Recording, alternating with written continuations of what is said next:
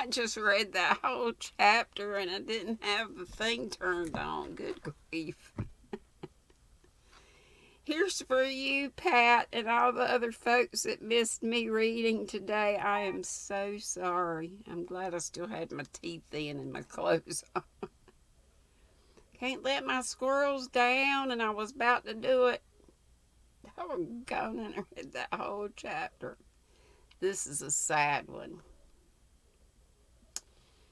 I shouldn't have told you that, because, oh my goodness. I cannot believe I did that. Oh. Okay, come on, book.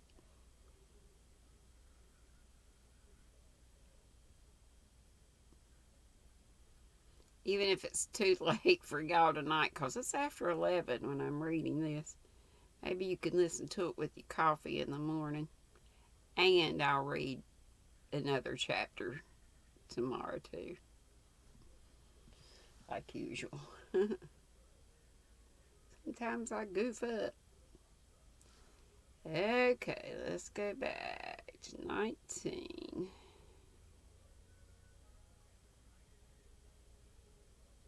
At least it's not real long. Chapter 19 is called Dawn and Dusk. In early June, when the sand hills were a great glory of pink wild roses and the glen was smothered in apple blossoms, Marilla arrived at the little house, accompanied by a black horsehair trunk patterned with brass nails, which had reposed undisturbed in the Green Gables garret for half a century. Susan Baker, who, during her few weeks' sojourn in the little house, had come to worship young Mrs. Doctor, as she called Anne, with blind fervor, looked rather jealously askance at Marilla at first, but as Marilla did not try to interfere in kitchen matters and showed no desire to interrupt Susan's ministrations to young Mrs. Doctor, the good handmaiden became reconciled to her presence and told her cronies at the Glen that Miss Cuthbert was a fine old lady and knew her place. One evening, when the sky's limpid bowl was filled with the red glory and the robins were thrilling the golden twilight with jubilant hymns to the stars of evening, there was a sudden commotion in the little house of dreams. Telephone messages were sent up to the Glen. Dr. Dave and a white-capped nurse came hastily down. Marilla paced the garden walks between the quahog shells, murmuring prayers between her set lips, and Susan sat in the kitchen with cotton wool in her ears and her apron over her head. Leslie, looking out from the window up the brook, saw that every window of the little house was alight and did not sleep that night. The June night was short, but it seemed an eternity to those who waited and watched. "Oh, will it never end?" said Marilla. Then she looked how grave the nurse and Dr. Dave looked, and she dared ask no more questions. Suppose Anne? But Marilla could not suppose it. "Do not tell me," said Susan fiercely, answering the anguish in Marilla's eyes, "that God could be so cruel as to take that darling lamb from us when we all love her so much." "He has taken others as well, beloved," said Marilla hoarsely. But at dawn, when the rising sun rent apart the mist hanging over the sandbar and made rainbows of them, joy came to the little house. Anne was safe, and a wee white lady with her mother's big eyes was lying beside her. Gilbert, his face gray and haggard from his night's agony, came down to tell Marilla and Susan. "Thank God," shuddered Marilla. Susan got up and took the cotton wool out of her ears. "Now for breakfast," she said briskly. "I'm of the opinion that we will all be glad of a bite and sup. You tell young Mrs. Doctor not to worry about a single thing. Susan is at the helm. You tell her just to think of her baby." Gilbert smiled rather sadly as he went away. Anne, her pale face blanched with its baptism of pain, her eyes aglow with the holy passion of motherhood, did not need to be told to think of her baby. She thought of nothing else. For a few hours she tasted of happiness so rare and exquisite that she wondered if the angels in heaven did not envy her. "Little Joyce," she murmured when Marilla came in to see the baby. "We planned to call her that if she were a girlie. There were so many we would have liked to have named her for. We couldn't choose between them, so we decided on Joyce. We can call her Joy for short. Joy, it suits so well. Oh, Marilla, I thought I was happy before. Now I know that I just dreamed a pleasant dream of happiness. This is the reality." "You mustn't talk, Anne. Wait till you're stronger," said Marilla warningly. "You know how hard it is for me not to talk," smiled Anne.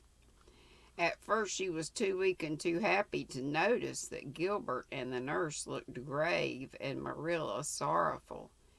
Then, as suddenly and coldly and remorselessly as a sea fog stealing landward, fear crept into her heart. Why was not Gilbert gladder? Why would he not talk about the baby? Why would they not let her have it with her after that first heavenly happy hour? Was there anything wrong? "Gilbert," whispered Anne imploringly, "the baby is all right, isn't she? Tell me, tell me." Gilbert was a long while in turning round, then he bent over Anne and looked in her eyes. Marilla, listening fearfully outside the door, heard a pitiful, heartbroken moan and fled to the kitchen where Susan was weeping. "Oh, the poor lamb, the poor lamb. How can she bear it, Miss Cuthbert? I'm afraid it will kill her. She's been that built up and happy, longing for that baby and planning for it. Cannot anything be done, no how, Miss Cuthbert?" "I'm afraid not, Susan. Gilbert says there's no hope. He knew from the first the little thing couldn't live." "And it's such a sweet baby," sobbed Susan. "I never saw one so white. They're mostly red or yellow, and it opened its big eyes as if it were months old. The little thing. Oh, the poor young Mrs. Doctor." At sunset, the little soul that had come with the dawning went away, leaving heartbreak behind it. Oh, gosh, it's terrible. It was bad the first time.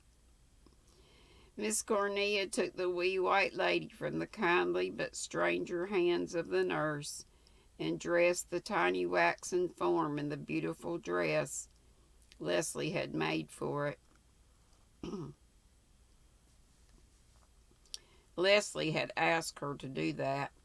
Then she took it back and laid it beside the poor, broken, tear-blinded little mother. "The Lord has given and the Lord has taken away, dearie," she said through her own tears. "Blessed be the name of the Lord." Then she went away, leaving Anne and Gilbert alone together with their dead. The next day the small white Joy was laid in a velvet casket which Leslie had lined with apple blossoms, and taken to the graveyard of the church across the harbor.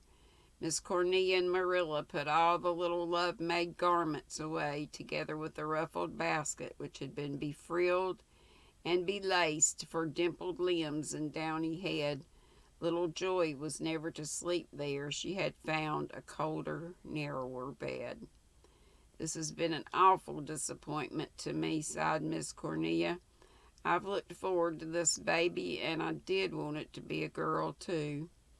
"I can only be thankful that Anne's life was spared," said Marilla with a shiver, recalling those hours of darkness when the girl she loved was passing through the valley of the shadow. "Poor, poor lamb. Her heart is broken," said Susan. "I envy Anne," said Leslie suddenly and fiercely, "and I'd envy her even if she had died. She was a mother for one beautiful day. I'd gladly give my life for that." "I wouldn't talk like that, Leslie dearie," said Miss Cornelia deprecatingly. She was afraid that the dignified Miss Cuthbert would think Leslie quite terrible. Anne's convalescence was long and made bitter for her by many things. The bloom and sunshine of the four winds world grated harshly on her, and yet, when the rain fell heavily, she pictured it beating so mercilessly down on that little grave across the harbor. And when the wind blew around the eaves, she heard sad voices in it she had never heard before.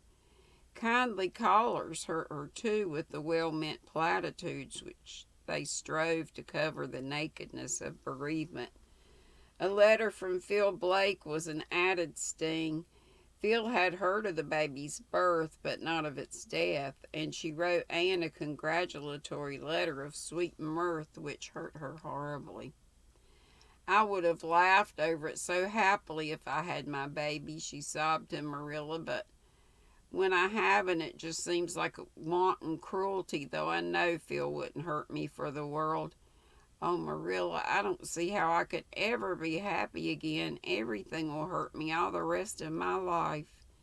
Time will help you, said Marilla, who was racked with sympathy, but could never learn to express it in other than age-worn formulas. It doesn't seem fair, said Anne rebelliously. Babies are born and live where they're not wanted, where they will be neglected, where they will have no chance. I would have loved my baby so and cared for it so tenderly and tried to give her every chance for good, and yet I wasn't allowed to keep her. It was God's will, Anne, said Marilla, helpless before the riddle of the universe, the why of undeserved pain. And little Joy is better off. I can't believe that, cried Anne bitterly. Then, seeing that Marilla looked shocked, she added passionately, why should she be born at all?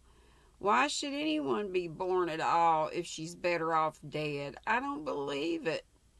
I don't believe it's better for a child to die at birth than to live its life out and love and be loved and enjoy and suffer and do its work and develop a character that would give it a personality in eternity. And how do you know it was God's will? Perhaps it was just a thwarting of his purpose by the power of evil. We can't be expected to be resigned to that. Oh, Anne, don't talk so, said Marilla, genuinely alarmed lest Anne was drifting into deep and dangerous waters. We can't understand, but we must have faith. We must believe that all is for the best. I know you find it hard to think so just now, but try to be brave for Gilbert's sake. He's so worried about you. You aren't getting strong as fast as you should. Oh, I know. I've been very selfish, sighed Anne. I love Gilbert more than ever, and I want to live for his sake. But it seems as if part of me was buried over there in that little harbor graveyard, and it hurts so much that I'm afraid of life. It won't hurt so much always, Annie. The thought that it may stop hurting sometimes hurts me worse than all else, Marilla. Yes, I know. I felt that too about other things, but we all love you, Anne. Captain Jim has been up every day to ask for you, and Mrs. Moore haunts the place, and Miss Bryant spends most of her time, I think, cooking up nice things for you. Susan doesn't like it very well. She thinks she can cook as well as Miss Bryant. Dear Susan, oh, everybody has been so dear and good and lovely to me, Marilla. I'm not ungrateful, and perhaps when this horrible ache grows a little less, I'll find that I can go on living. And that's all. This time I think I got it. Oh my gosh. Again, I am so sorry that this was so late. Thank you, Pat, for listening, and all of you who do.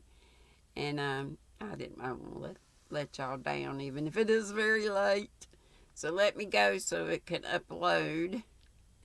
And if you can't listen to it tonight, if I didn't already say this, now I don't know what I said the first time, and maybe you can listen to it with your coffee in the morning. And I'll come on tomorrow earlier and get tomorrow's chapter on. Love y'all. Sleep with the angels. Nighty night. Be sweet. Don't be ugly. Bye-bye.